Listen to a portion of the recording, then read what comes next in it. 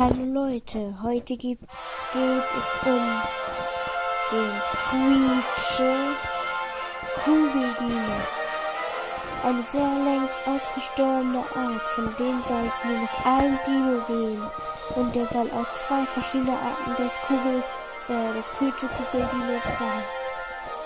Und die werde ich euch jetzt erklären.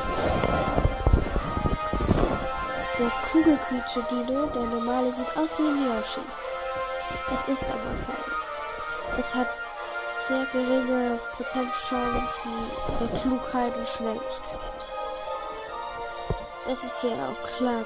Kugelcreature-Dinos waren ja nicht die intelligenten, sie wurden oft gefressen und darum sind sie auch fast ausgestorben. Die ähnliche Art von den Creature-Dinos sind die Kugelcreature-Dinos A. Die haben eine super Prozentchance in Schnelligkeit und Klugheit. Und jetzt kommen wir zu den letzten Dino. Der heißt Mexika. Mexika ist eine Mischung aus beiden, eher gesagt. Und da die einen Kugelcreature-Dinos in Gruppen leben und die anderen einzeln,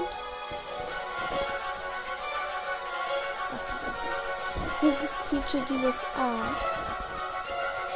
sind viel klüger und schneller und leben in Gruppen nicht einzeln. Und Mexify, der hat 100% Intelligenz und 100% Schnelligkeit und sehr viele Lebenschancen. Wenn ihr helft, wir suchen jetzt noch ein weibliche und die wieder auszubringen. Also, das war's.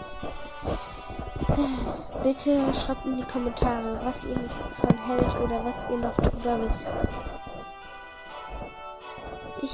Viel Spaß. Bis zum nächsten Video.